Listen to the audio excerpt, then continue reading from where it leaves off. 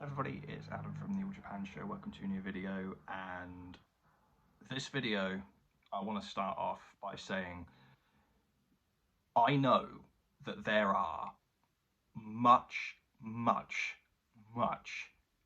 better and more detailed videos than this about this topic. For example, specifically the video by Sakura Stardust on this topic is actually how I first learned about this. I'll leave her video in the description because it's a much better video than this one. So today we're talking about, and as I'm releasing this video actually, it is March 30th, 2024 in Japan. Not here in the UK yet where I'm recording this, but in Japan it is, which marks 38 years since the passing of Yasuko Endo. Now, a lot of you might not know who that is. Some of you might. So, Yasuko Endo was, and a lot of this information I am going to be reading from Wikipedia in this video. I'll probably get quite a bit of shit for that, but you know, I'm not an expert on this. Like I said, there's much better videos about this out there. If you want a more detailed and accurate description of events, go and watch those. I'm just releasing this video as a sort of mark of respect of the day, more than anything. So, yes, Yasuko Endo.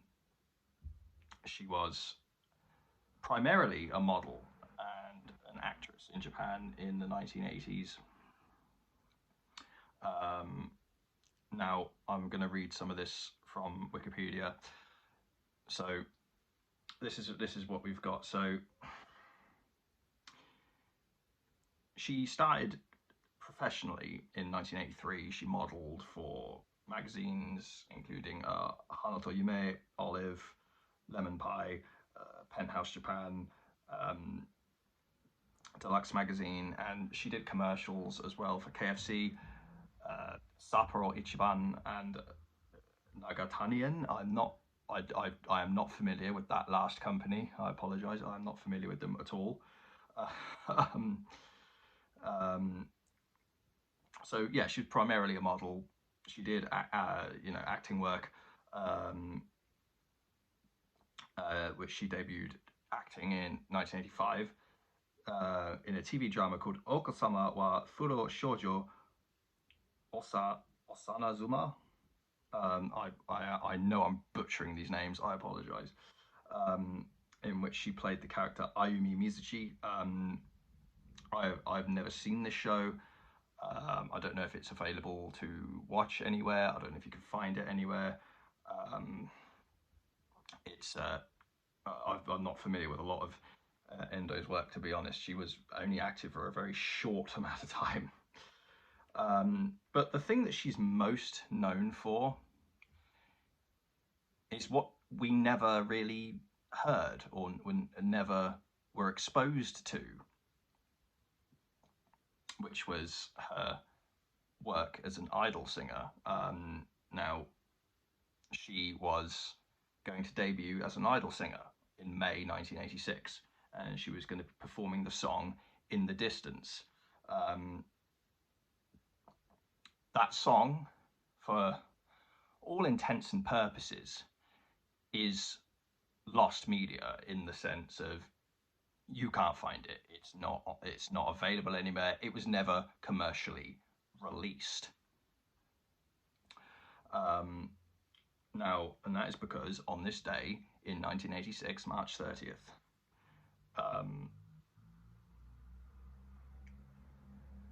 Endo. Now, the reasons for this are debatable and are debated, and there's nothing clear about this. She committed an act of self-ending, I'll call it, just so that YouTube doesn't demonetize this or get shitty with me for saying other terms. basically, yeah, she was going to debut with this song In the Distance on March 30th, 1986. She basically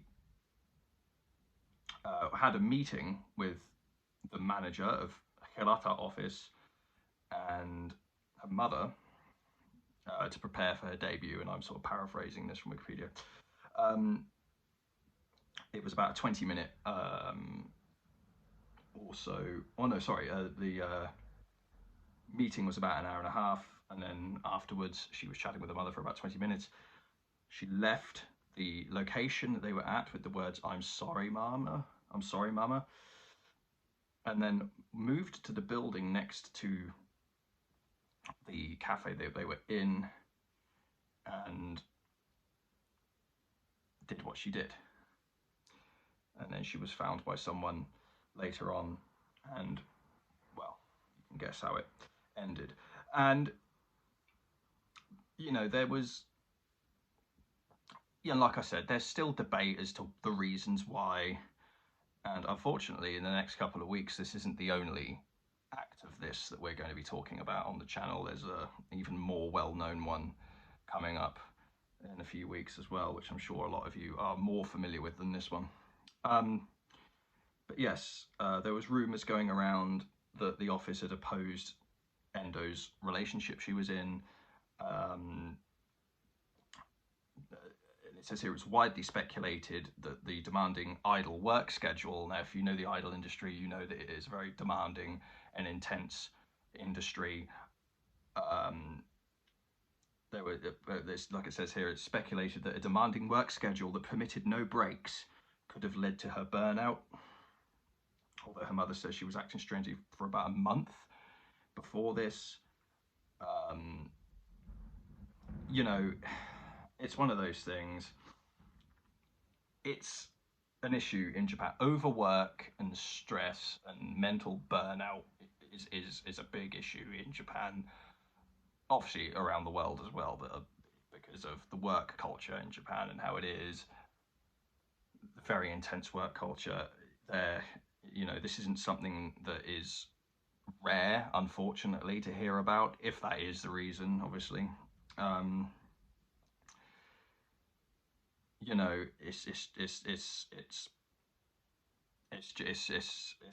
what it is. It's a shame to hear it, because this song, In the Distance, that she was going to debut with, like I said, it was scheduled for release in May 1986, May 21st, 1986. Now, the story goes that promotional pressings of the single had been sent out already to radio stations and press. But apparently the rumor is that there was no commercial pressings of the single remaining, because the story goes that after this, all of the commercial pressings that were made to be distributed to the public to buy